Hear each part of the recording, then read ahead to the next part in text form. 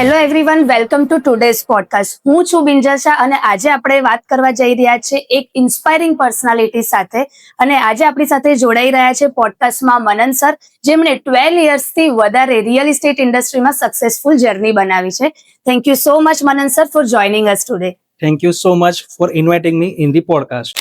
મનન sir, પોડકાસ્ટની શરૂઆત આપણે આજે એક બેઝિક પ્રશ્નથી કરીએ કે તમે રિયલ એસ્ટેટ ઇન્ડસ્ટ્રીમાં આ જર્ની કઈ રીતે શરૂ કરી? Well, it's a very interesting story. 2010માં મેં જ્યારે મારું MBA કમ્પ્લીટ કર્યું એના પછી હું ICICI બેંકમાં as a marketing manager recruit થયો હતો. અને પહેલેથી મારું MBA માં એક ડ્રીમ તો હતું જ કે ફ્યુચરમાં ગમે ત્યારે કામ કરું તો રિયલ એસ્ટેટ સેગમેન્ટમાં કામ કરવું જ છે. Definitely. અને લક કો કે કોઇન્સિડન્સ કો મને એક પેપરમાં એડ આવી, ઇન્ટરવ્યુ કન્ડક્ટ કર્યું અને હું પાસ આઉટ થયો. ત્યાંથી લઈને સ્ટીલ 2024 ઓલમોસ્ટ 12 યર્સ મેં રિયલ એસ્ટેટ કંપનીમાં કામ કર્યું. ધેન આફ્ટર મેં મારી પોતાની કંપની શરૂ કરી. ઓહ સર, ગ્રેટ. તો મનન સર, તમે કીધું એ પ્રમાણે 12 યર્સનો બહુ જ લોંગ એક્સપિરિયન્સ કહેવાય અને આની અંદર તમે ઘણું બધું લેસન્સ એવા શીખ્યા હશો, ઘણી બધી વસ્તુ એવી એક્સપિરિયન્સ કરી હશે, તો તમે કોઈ અમને શેર કરી શકો છો? હા, આમ તો કહેવાય છે કે લાઈફમાં 12 વર્ષમાં તો બધા લેસન તો બહુ શીખવા મળ્યા છે, પણ બે મેઇન વસ્તુ મને શીખવા મળી છે એમાં પહેલું છે ટ્રસ્ટ અને બીજું છે કન્સિસ્ટન્સી. યસ. બીકોઝ કસ્ટમર જ્યારે પણ ઇન્ક્વાયરી કરવા આવે છે તો ઇન્ક્વાયરી થી લઈને બુકિંગ સુધી, બુકિંગ થી લઈને પોઝિશન અને આફ્ટર પણ પોઝિશન, યસ. કસ્ટમરને જો અમારા પર ટ્રસ્ટ હશે, જો મેં ટ્રસ્ટ બિલ્ડઅપ રાખ્યો હશે તો એ જરૂરથી અમારી જોડે જોડાયેલા રહે છે. યસ. સો એવું કહી શકાય કે trust and consistency both are most important factor in the real estate. Yes sir, એ તો છે જ. ટ્રસ્ટ અને કન્સિસ્ટન્સી એ આપણે દરેક બિઝનેસની અંદર ફોલો કરવી જોઈએ અને મેઇન બેસ્ટ આપણી સર્વિસ જ એ છે કે આપણે Yes. કસ્ટમરને ટ્રસ્ટ પણ આપીએ છીએ અને સાથે સાથે આપણે એમની સાથે એવી કન્સિસ્ટન્સી પણ રાખીએ. સર, અમારી ટીમ, હું અને તમારી ટીમ અને તમારી સાથે ઘણા લોકો જોડાયેલા પણ છે, પણ પર્સનલી હું મારી વાત કરું તો મેં તમને ઘણી વાર કામ અને કોન્ફિડન્ટ જોયા છે અને આટલા વર્ષમાં તમે ઘણા બધા ચેલેન્જીસ પણ જોયા હશે, જે તમે હમણાં પાસ પણ મને કીધું કે તમે એવા ચેલેન્જીસ ફેસ કર્યા છે. તો તમે આ કામ અને કોન્ફિડન્ટ કઈ રીતના રહો છો, એકવાર કહી શકશો? હા, જરૂર મેડમ. મેડમ, હું પર્ટિક્યુલર એવું કહીશ કે રિયલ એસ્ટેટ નહીં, કોઈ પણ બિઝનેસ હોય, જો તમારે એમાં આગળ સક્સેસ થવું હશે, તમારે ગોલ એચીવ કરવો હશે, તો તમારે બિઝનેસમાં હંમેશા કામ અને કોન્ફિડન્ટ તો રહેવું જ પડશે. યસ. જરૂર નથી કે રિયલ એસ્ટેટમાં દર મહિને વિચાર્યું એ પ્રમાણે બુકિંગ થઈ જાય.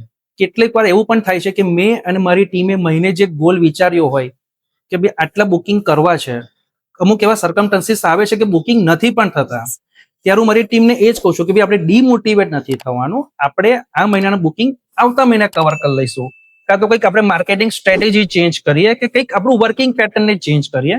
સો ઓલવેઝ બી કામ એન્ડ કોન્ફિડન્ટ. જો તમે કામ રહેશો એન્ડ તમારા કામમાં તમે કોન્ફિડન્ટ રહેશો તો તમને 100% સક્સેસ મળશે જ. તો મનન સર, મને આજ તમારી પર્સનાલિટી બહુ જ ગમે છે કે તમે ઓલવેઝ કામ અને કોન્ફિડન્ટ રહો છો. એ અમારા માટે બહુ જ સારો પોઈન્ટ છે શીખવા માટે. Okay. તો હવે તમારી સોલ સેલિંગ કંપની તરફ જઈએ, જે તમે સ્ટાર્ટિંગમાં કીધું કે તમે તમારી કંપની સ્ટાર્ટ કરી છે. તો આ સોલ સેલિંગ કંપની સ્ટાર્ટ કરવા માટેનું તમારું ઇન્સ્પિરેશન શું હતું? વેલ મેડમ, એવું કહી શકાય કે જ્યારે પણ હું MBA કરતો હતો ત્યારે એક ડ્રીમ હતું કે ફ્યુચરમાં જે પણ ઇન્ડસ્ટ્રીમાં કામ કરું, ફ્યુચરમાં હું મારું પોતાનું એ જ બિઝનેસ સ્ટાર્ટ કરું. અને જો મેં તમને કીધું એ પ્રમાણે કે મેં રિયલ એસ્ટેટ ઇન્ડસ્ટ્રીમાં મેં 12 વર્ષ કામ કર્યું, તો મને લાગ્યું કે ભાઈ મને એક એક્સપિરિયન્સ થયો છે અને હા, મને બેકગ્રાઉન્ડ સપોર્ટ પણ મળ્યો. એટલે આ બેકગ્રાઉન્ડ સપોર્ટથી અને મારા અનુભવથી મેં મારી પોતાની કંપની ચાલુ કરી. તો મનન સર, તમે જે પાસ્ટ હિસ્ટ્રી તમારી કીધી, તમે જે રીતના તમારા કોન્ફિડન્સ પર તમે વાત કરી છે, બહુ જ ઇન્સ્પાયર્ડ રહી છે. તો હું એ જાણવા માંગુ છું કે આવનારા સમયમાં તમારી કંપનીનું વિઝન શું છે? વિઝન તો બહુ જ ક્લિયર છે મેડમ. વડોદરાની મોસ્ટ ટ્રસ્ટેડ અને રિઝલ્ટ ઓરિએન્ટેડ સોલ સેલિંગ કંપની બનાવી. તો તમે ગુજરાત વિશે શું વિચારી રહ્યા છો? ઇનફેક્ટ ગુજરાત વિશે તો એવું વિચાર્યું છે કે ગુજરાતની ટોપ 5 સોલ સેલિંગ કંપનીમાં મારે તો મારું નામ રજીસ્ટર કરવું છે. એટલે મસ્ત બ્રાન્ડ બનશે ને ગુજરાત લેવલ પર આપણું. Absolutely ma'am. ફાઇનલી એક ઇન્ટરેસ્ટિંગ ક્વેશ્ચન, મનન સર, તમારા સક્સેસ થવાનો સિક્રેટ સોર્સ શું છે? સક્સેસ ના થવાના મેડમ મેઇન 3 સિક્રેટ સોર્સ છે: discipline, follow up and transparent communication. ડિસિપ્લિનમાં કહેવાય છે ને મેડમ કે તમે કોઈ સ્કૂલમાં હો, સ્પોર્ટ્સમાં હો, કોઈ સર્વિસ સેગમેન્ટમાં હો કે કોઈ બિઝનેસ સેગમેન્ટમાં હો, જો તમારે સક્સેસ થવું હશે તો ડિસિપ્લિન રાખવી જ પડશે. જો તમે તમારા કામમાં 100% ડિસિપ્લિન રાખશો તો તમે 100% તમને સક્સેસ મળશે જ. એટલે જ કહેવાય છે કે consistency is the key to become a success. If you fail, keep working. If you want, keep working.